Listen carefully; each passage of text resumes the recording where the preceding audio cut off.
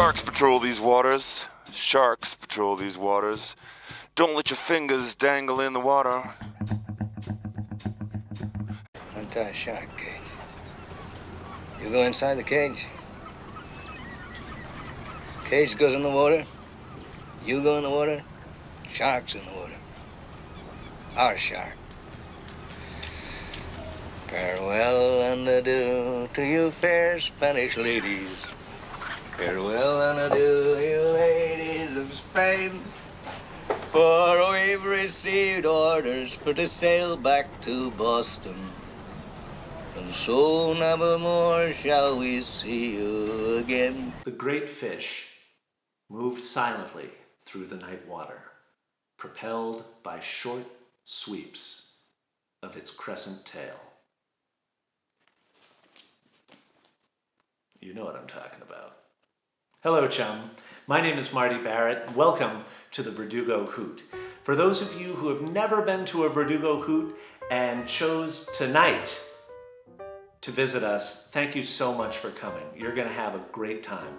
For those of you who are returning customers, well, mere human words can't express the depth of my gratitude. So, I'll say this instead. There you go. The Verdugo HUUT started as a live show in the 120 pew sanctuary of the Unitarian Universalist Church of the Verdugo Hills.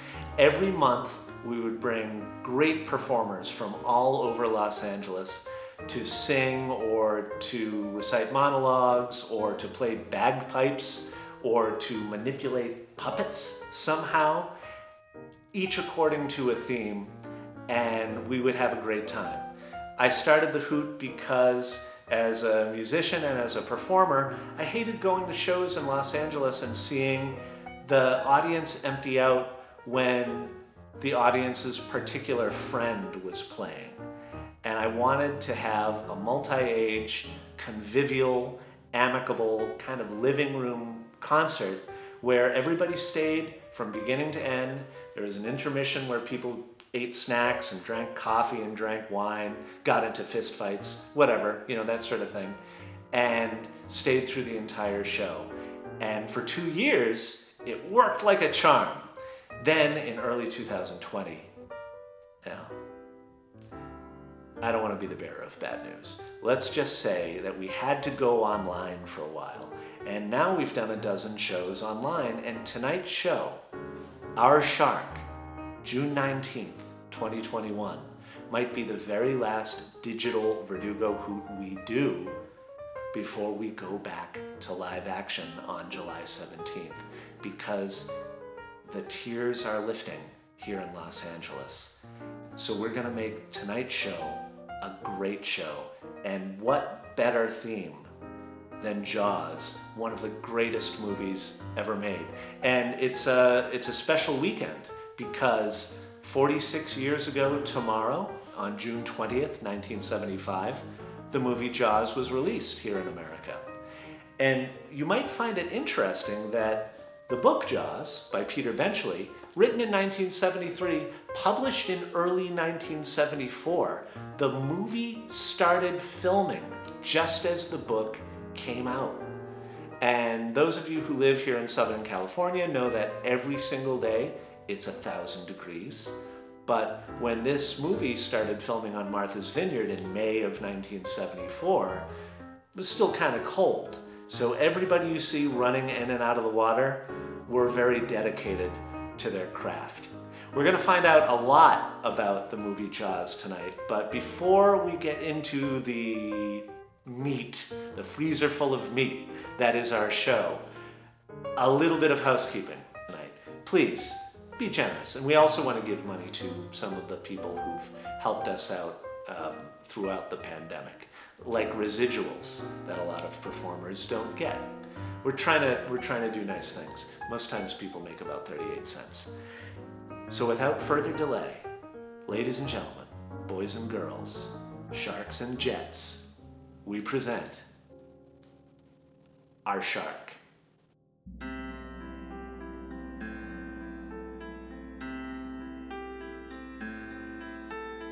Baby, I'm a great white shark. Won't find me in no water park. I'll get you down my guts before I chew ya. Well, I ate up Alex Kentner's float, then gobbled old Ben Gardner's boat. They went right down my throat. What's it to ya? Hallelujah, hallelujah, hallelujah, hallelujah.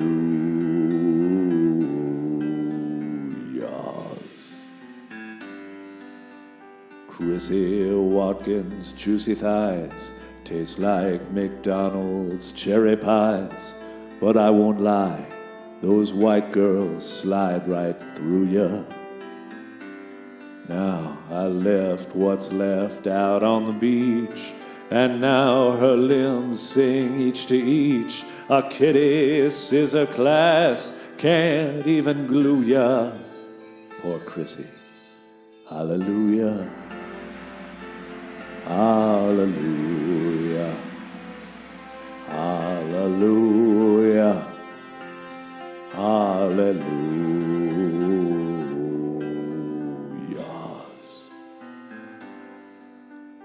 Bitey doings down below are not my choice of how to go. Like miles of chum line fore and aft, they'll strew ya.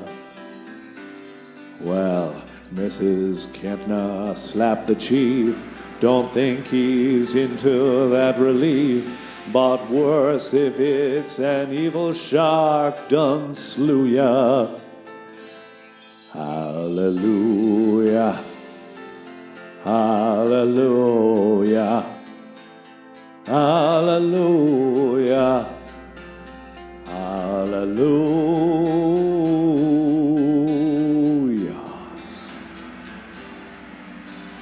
In the book, Chief Brody's twist and Hooper had one torrid tryst, but you don't read those Benchley fish books, do ya? No, nobody reads. Hey, Mayor Vaughn's tied to the mob, and Quint survives and he keeps his job. But Hoop, you died 'cause of the F she threw ya. Hallelujah. Hallelujah. Hallelujah. Hallelujah.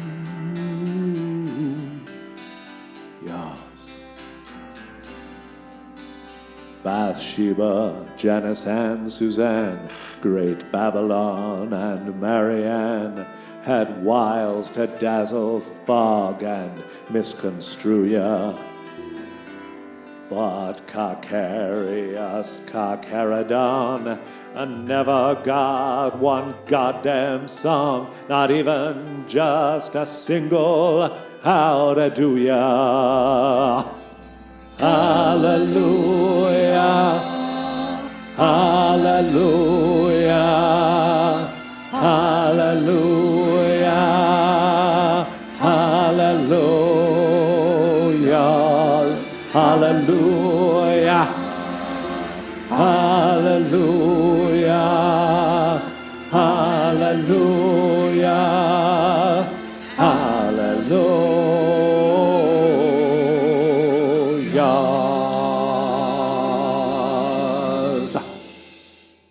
Down you go. You might notice that if there's some sort of Ben Affleck or Matt Damon gritty drama filmed in Massachusetts, like there have been several times over the past couple of decades, there's always the person who's actually from Massachusetts, and then there's the Hollywood types who think they'll make a go at trying out a Massachusetts accent. So we're gonna show you one Hollywood version of a Massachusetts accent. Hey, you guys okay over there? Followed by the real McCoy. Yeah, but what kind? What kind of shark? It's a tiger shark. A what?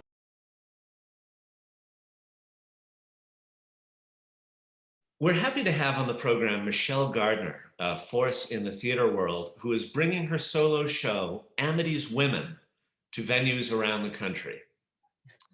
Michelle. Oh, thank you. Thank you. Michelle, why is it important to recognize the role of women in Jaws? Oh, thank you, David. As you know, there are 9 fairly meaty roles for women in this compelling film, as opposed to 2 in Star Wars. Similarly, of the 7 deaths in Jaws, 3 of the deceased are women. And I think this should be celebrated. Now, I've seen Jaws a few times, and I can't recall that many women in the movie. Well, there's the title character. You think the shark is female? Why do you think the shark is male? I don't see gender. Would you agree that it is reductive to identify a character by her physical attributes, and that it is only women who are identified by their physical attributes? For example, jaws, deep throat, ZZ Top's legs. Need I go on? You're right. You're right. It's not like Arnold Schwarzenegger's movies have arms in the title. Exactly. So the shark is female, as is the dog who gets killed. How do you know that? Well, I don't, but Pippet is a weird name for a male dog, don't you think?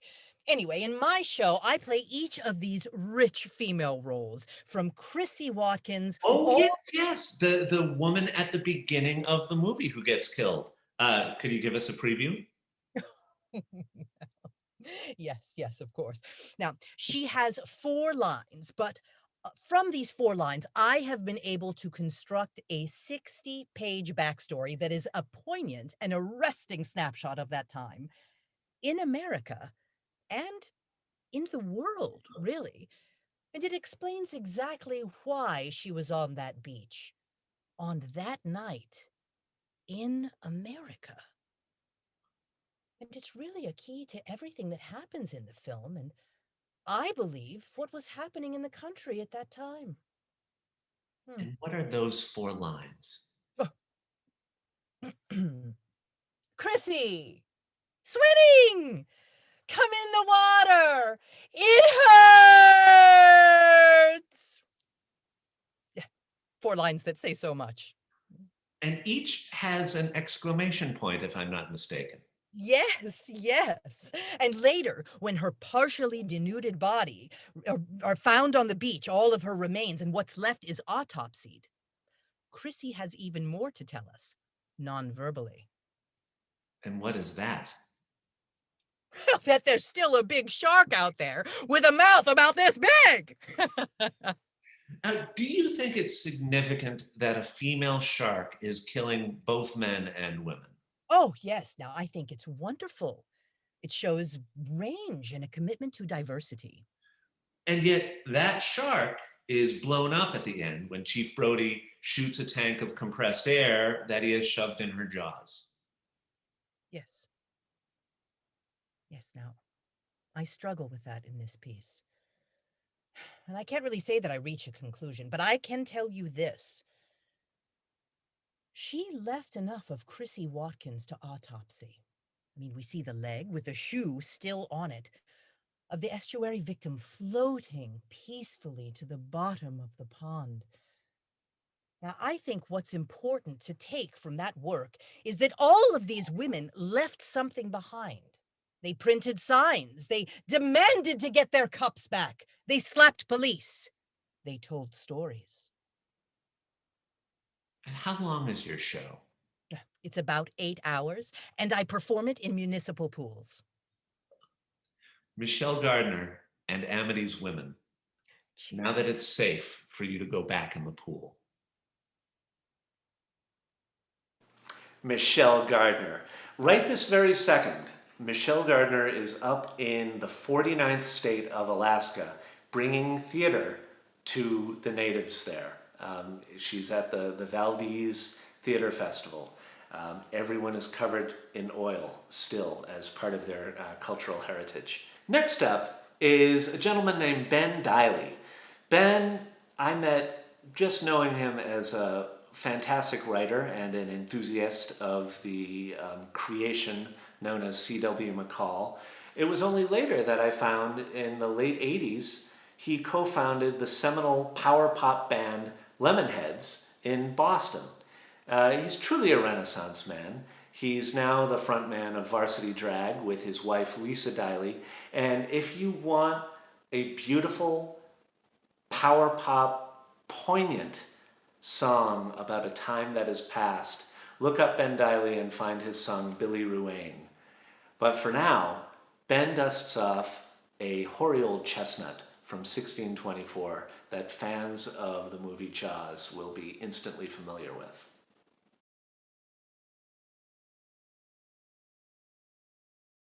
Y'all know how I earn my living.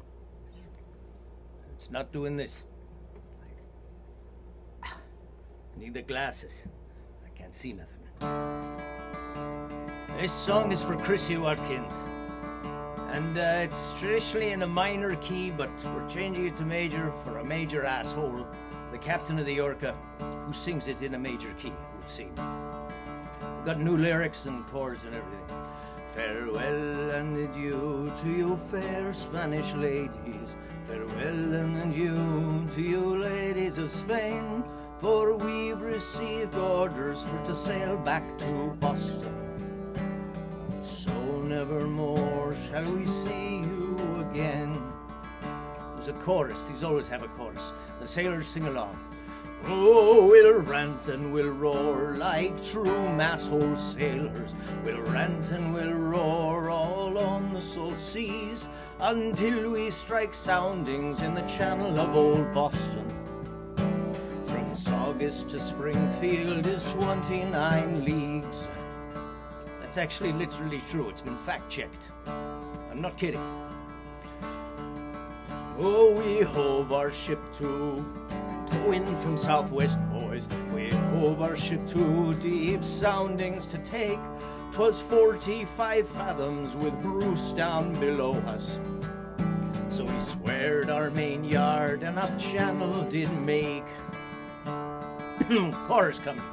Oh, we'll rant and we'll roar like true masshole sailors. We'll rant and we'll roar all on the salt seas until we strike soundings approaching Nantucket. From P-Town to Worcester is 44 leagues. That one's true as well. It's embarrassing that I looked that up. Now let every man drink off his full bumper. Let every man drink off his glass full. We'll drink and be jolly and drown melancholy. And here's to the health of each true-bred masshole. Oh, sing along, we'll rant and we'll roar like true bastard massholes. We'll rant and we'll roar all on the salt seas until we strike soundings approaching your mother. Fenway to Foxborough's as far as you please. Wicked tight, Hooper. Very nice. There you go. In Jaws, shark dies. Jaws 2, 3, and 4, maybe you haven't seen them. Here's a spoiler. The shark dies. Even though Jaws 4 makes Jaws 3 look like Jaws 2, same thing happens. The shark dies. His agency is removed. All that Jaws, the quintessential rock opera, restores agency and allows the story to be told from the shark's perspective. And it will be coming to a theater stage near you in 2022.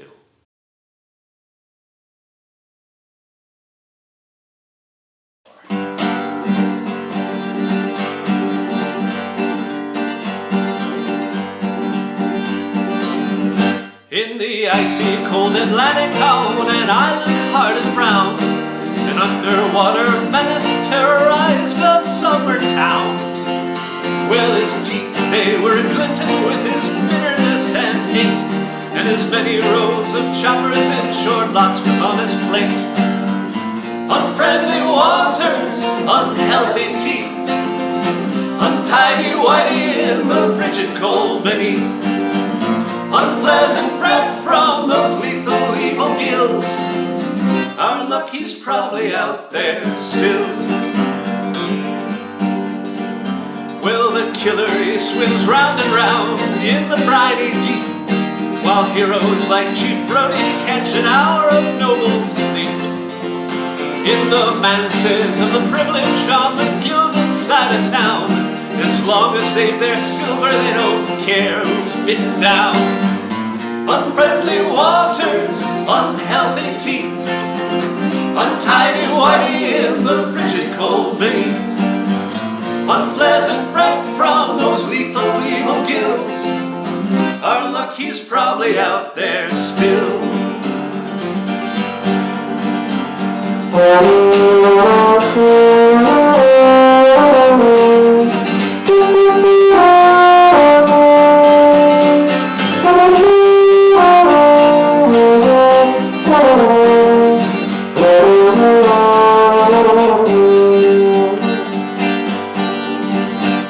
If you're ever on an island in the middle of the drink, a great white finny danger might be closer than you think. So stay there on the shoreline, spread out on your towel. If you swim unfriendly waters, well, we'll all be disemboweled. Unfriendly waters, unhealthy teeth, untidy whitey in the frigid cold beneath, unpleasant breath from those lethal evil gills. Our lucky's probably out there still. Our lucky's probably out there still. Our lucky's probably out there still.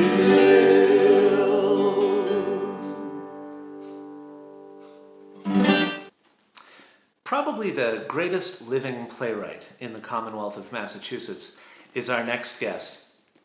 His name is Jack Neary, and not only is he a director and an actor, but his book, A Bang Bang Play about Eddie Sheehan, who's just a guy, is really wonderful.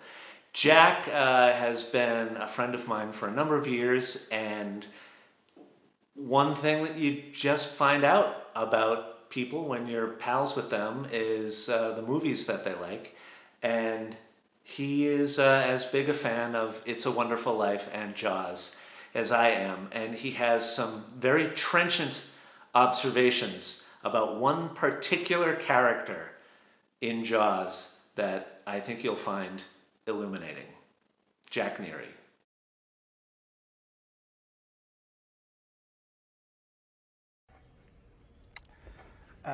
So, I love Jaws, the film. I mean, I don't have a problem with, Jaws, but that's not what we're talking about here. We're talking about the film. Actually, it's more of a movie than it is a film, but that's a discussion for another day. Yes, I am reading this, but I've written it so it sounds like I'm not reading it. Unlike Mayor Vaughn, I like to be transparent. I like it when people see right through me. Anyway, I love Jaws. I just have a bone to pick about the treatment of one of the characters. The guy in the pond. The guy who yells at Michael and his pals just before Bruce yanks him out of his boat. Now, the last we see of him is his leg plummeting to the depths after Bruce chopped it off. Now, why did the leg plummet? Was his sneaker that heavy? And what happened to the rest of him? I guess we assume Bruce gobbled him up, but if that's the case, then why did he get only one leg and not both of them? Seems to me if you're a shark and you're going to chop off a guy at the legs, then you'd either get both legs or the carcass without the legs, but you wouldn't miss one leg. Unless Bruce chomped him whole and just didn't like the leg and spit it out like a sinewy piece of London broil. Now, I don't know if being sinewy is antithetical to a piece of London broil, but you get the idea. And then we don't talk about the guy, like ever. Like Brody could have said to Mrs. Brody, "Hey, that guy the shark ate and left a leg, the guy that saved Michael by getting himself eaten, We should say a prayer or light a candle for him or go to the wake or something. Of course, maybe there wasn't a wake, because who would want to walk past an open casket with just a leg and a sneaker in it? But still, do you think somebody would have a couple of words to say about that poor guy? If not that, at least acknowledge that the guy existed. Like maybe after Alex Kintoner's mother slaps Brody, he could turn around and the mayor could say, "She's wrong, Martin." And instead of Brody saying, "No, she's not," maybe Mrs. Dead Pond Guy could say the line and then cold-cock Brody on the other side of his face. Now that would have been cool and justified. B. Arthur maybe could have pulled that off. Of course, now that I think about it, Dead Pond Guy happened after Mrs. K whacked Brody, but you know what I'm getting at. My heart's in the right place. I think I read somewhere that there was a scene cut from a movie where Bruce goes after Michael with Dead Pond Guy in his mouth. Bruce's mouth, not Michael's mouth. Spielberg supposedly thought it was too intense. Maybe, but at least it would explain why Michael will go into shock so bad he has to stay overnight at the hospital. The way it is in the movie, Bruce kind of swims past him and freaks him out. Okay, fine, I buy it, maybe, but I mean, come on. If Bruce goes after him with Dead Pond Guy in his mouth, then you got real PTSD. That's definitely stay overnight in the hospital trauma. Oh, okay. One more thing about that. What kid ever, in the history of kids, ever asked for coffee ice cream? Come on, please, coffee. Give me a break. The guy who played the Dead Pond Guy, his name is Ted Grossman, and he was the movie's stunt coordinator. You all know that, I'm sure. One of his greatest stunts was somehow managing to get a sneaker onto his foot between the time he was seen barefoot in the boat and the time Bruce gobbled him up. On IMDb, he's identified as estuary victim, which I guess looks better on your resume than Dead Pond Guy. Okay, that's all I got. I'm signing off now from Derry, New Hampshire. I know this is some bad hat, but I'm not getting paid for this, and when I get paid, I always put on a clean hat. Oh, I see some bow-legged women coming over to use the pool. Got to get into my snorkel equipment. Just remember, always, the beaches will be open. I'm #blessed to know a lot of very intelligent, trenchantly observant people. One of them is the noted ichthyologist and musician Stephen Johnson, who, with his band, the Half-Assed Astronauts, tonight provides perspective on 4 other important sharks than the one that we've been talking about. So for that service, we thank you, Steve. Here is 4 important sharks.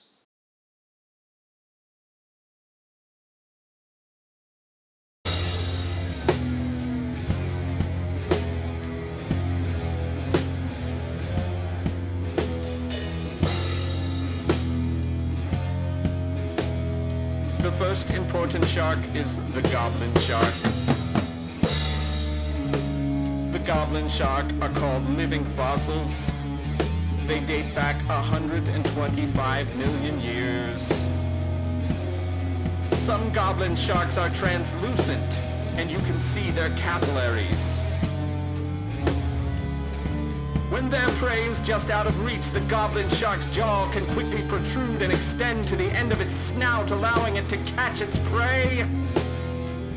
Goblin Sharks can open their mouths to 111-degree angles. They are not called Goblin Sharks because they be gobbling up all the fish. No! Goblin Shark!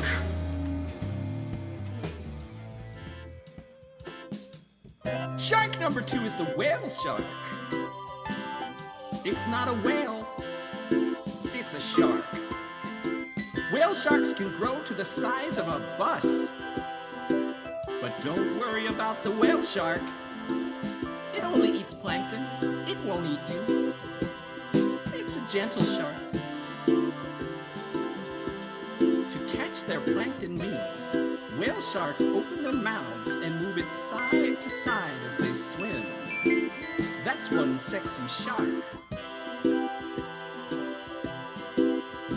Whale sharks' patterns are as unique as human fingerprints. So if a whale shark commits a crime, it better look out for CSI, if you know what I mean. Whale sharks. Whale sharks. Enjoy the whale sharks.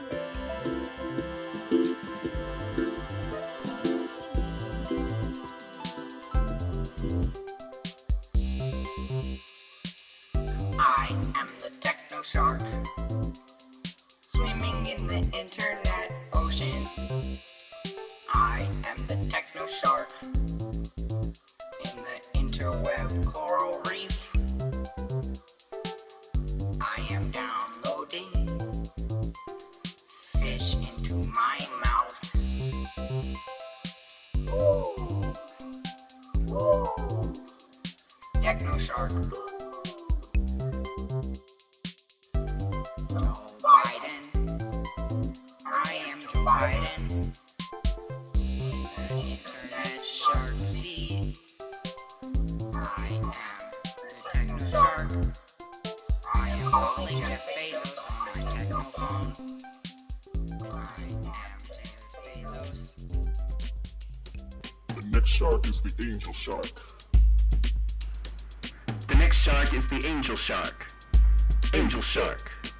The angel shark has a flat body. The angel shark has extremely long pelvic and pectoral fins. It's often mistaken for a ray. You cannot trust the angel shark. It is carnivorous.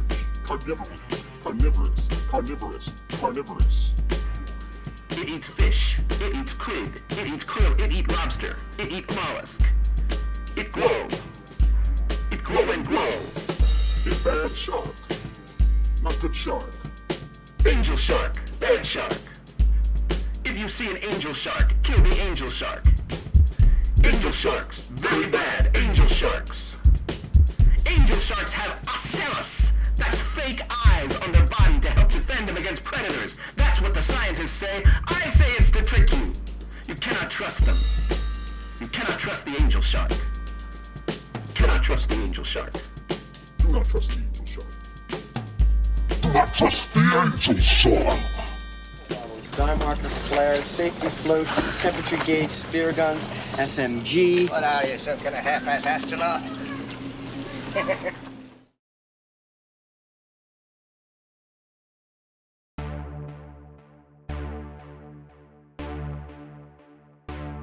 Stay out of the fog.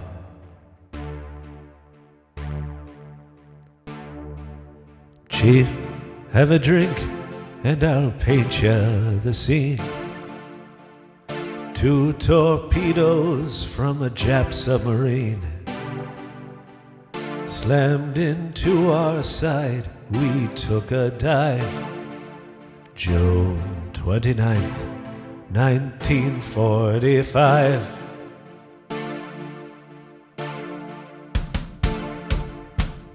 Just like corks, we bobbed, trying to keep warm. We just delivered the Hiroshima bomb. 1,100 men fell in the tub.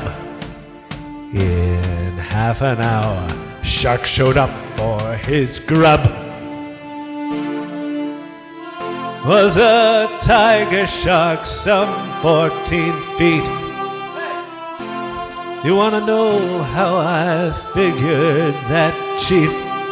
You look from the dorsal to tail. With that method you'll never fail. You always hit right on the nail.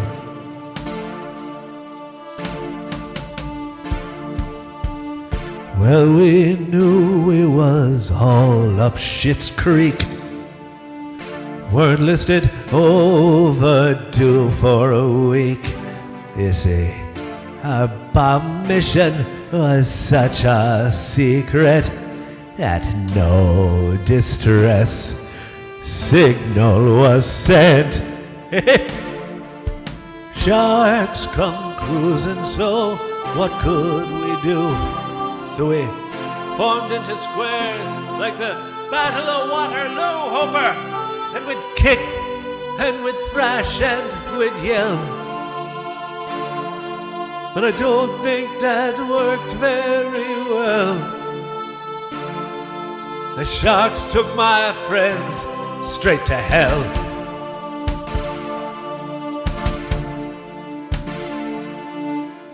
On the 3rd day, young pilot swung by. 3 hours later, a fat PBY swooped down low, plucked us out of that sea. And I thought that they'd never get round to me. 1,100 men into the drink. 316 were fished out, I think. You'd have to check the amounts. But we dropped the bomb, that's what counts. But we dropped the bomb, that's what counts. Wait till the Japanese see what I brung 'em. Up top, Herbie! Down you go.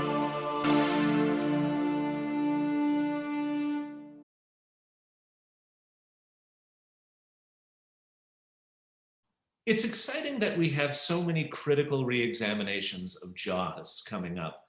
Earlier this evening, we talked with an actor who is bringing her show, Amity's Women, to municipal pools. And now... I come to your house and perform in your bathtub. Paula Plum is an award-winning educator, director, and theater actor. But her one-woman show, Finding Alex, may be her most personal role yet. Finding Alex may be my most personal role yet, David. I play Mrs. Kintner from Jaws, the bereaved mother of Alex, who may have been eaten by a great white shark. It's interesting that you say may have been eaten, and that has sent ripples through the community of Jaws scholars. Well, I'm not here to win any friends, David. Just because the kid goes out and doesn't come back doesn't mean he was eaten by a shark. My husband went out and didn't come back. Does that mean he was eaten by a shark?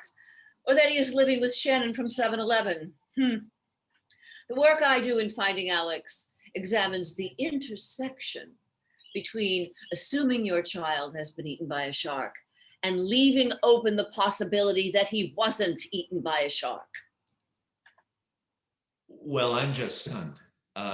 It's fundamental to that whole field of study that Alex was eaten by a shark. And Mrs. Kintner, when she slaps Chief Brody... Look, I know what she says and I know what she does. I know what she wears. We all do. Now I ask you, haven't you ever lied? I think we all have. Let me unravel this for you, David. We see Alex and his raft in the water. And then we see there's a fountain of blood and his raft returns, all torn up, but without him on it. We do not see him getting gobbled up. It could be an elaborate act of mere choreography. Jazz hands, David. Meanwhile, there's enough of Chrissy Watkins to autopsy, and the man in the rowboat leaves behind a whole leg, and Ben Gardner stays in his boat. So again, I ask, if the shark always leaves something, what became of Alex and the little dog Pippet? I think we're all led to believe that Alex was eaten by... Well, now, you fool, remind me to call you the next time I need to jump to conclusions like a little diaper baby. In Finding Alex, do you offer alternatives to where Alex may have gone if he wasn't eaten by a shark? Oh, give me a break. The path of an artist isn't to lead the audience by the nose to an easy solution. That's demagoguery. Would a demagogue wear this scarf or this caftan or read from gilt-embossed volumes? No. So, the Finding Alex project invites the audience to come to their own conclusions in their own bathrooms. So how long is the show? 16 hours. And you have to have somebody refill the tub every now and then because my costume is super absorbent. And just tell me this, if your audience determines that yes, Alex was in fact eaten by a shark the way the movie and book clearly suggest he was, then I don't know what to do for you. Paula Plum's Finding Alex, an immersive theater experience. Okay, folks, thank you so much for coming to our show. We'll see you on July 17th for Bowie on the Moon, Part 2. If you have some money in your PayPal account and you want to send it over to our performers from tonight as well as our performers over the pandemic. It would be great if you could, and we divide that between UU Verdugo and the Burbank Temporary Aid Center. If I know we've talked a lot about books this evening. If you'd like to read my book, Limericks of Loss and Regret, it's 50 short stories and 50 limericks designed to be read once every year for the next century. And there may or may not be a couple of limericks in there about Jaws. It's very funny. I hope Steven Spielberg directs it as a movie and Roy Scheider's in it. Because then we can say, along came a Scheider. All right, get out of here. Now go. Go on. Chief, have a drink and I'll paint you the scene. 2 torpedoes from a Jap submarine slammed into our side. We took a dive. June 29th.